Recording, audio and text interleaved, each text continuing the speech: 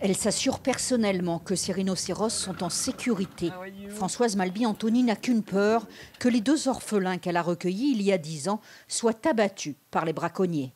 Alors elle les fait garder jour et nuit, car en Afrique du Sud, 3 rhinocéros sont abattus tous les jours pour leurs cornes. Si ça continue comme ça, si on n'arrive pas à trouver une solution contre le braconnage, dans 20 ans, il n'y a plus de rhinocéros. Il y a 2 ans, j'ai pris la décision de couper la corne des rhinocéros. C'était le seul moyen de les protéger, puisque c'est comme les ongles, c'est comme les cheveux, la kératine, donc ça repousse.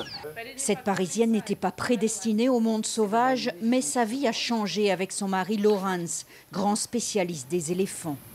À sa mort en 2012, elle a décidé de garder la réserve qu'ils avaient créée ensemble il y a 20 ans, épaulée par une 60aine d'employés, tous aussi passionnés par les animaux. Ils ont besoin d'être respectés. Tant qu'on le pourra, on les protégera. Ils représentent une bonne moitié de notre vie, vous savez. On a tellement d'histoires avec eux. On ne peut d'ailleurs pas raconter notre vie sans faire référence à eux.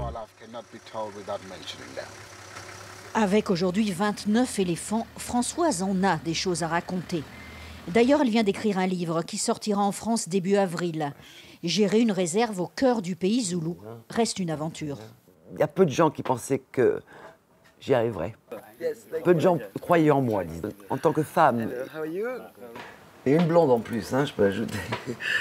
Du centre de réhabilitation au centre de volontaires, les projets ne manquent pas. D'autant que Françoise s'apprête à agrandir sa réserve de plus de 3000 hectares. Le défi, c'est sans arrêt, toujours plus grand. Et c'était le grand rêve de Lawrence. Et voilà, c'est ce que nous continuons tous, avec la même passion et la même vision que lui.